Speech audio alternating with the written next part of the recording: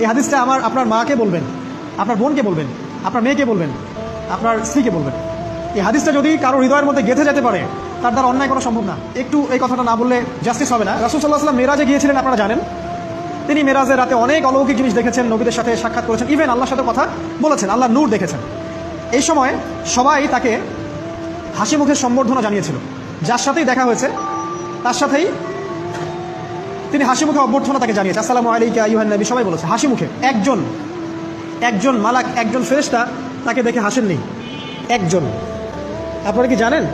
রাসূল সাল্লাল্লাহু আলাইহি ওয়াসাল্লাম অবাক হয়েছিলেন। তিনি বলেছিলেন যে, ইয়া জিবরিল, ওর চেহারাটা এত গম্ভীর কেন? সে আমাকে দেখে হাসছে না কেন? তার মুখে হাসি নেই কেন? জিবরিল আমিন বলেছেন যে না, মালিক, তার নাম মালিক, সূরা যুখরুফের মধ্যে আছে, তার নাম মালিক।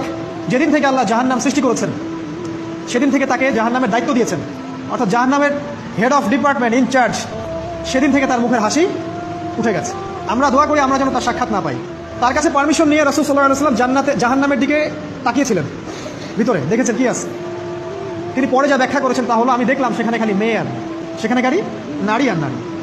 এই হাদিসটা আপনার মাকে বলবেন, আপনার বোনকে বলবেন, আপনার মেয়েকে বলবেন, আপনার স্ত্রীকে বলবেন।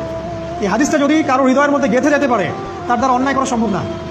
কিভাবে একটা মেয়ে সবকিছু উন্মুক্ত করে ঘুরতে পারে যখন অলরেডি তার আত্মা জাহান্নামে জ্বলছে, অলরেডি, কারণ ভবিষ্যৎ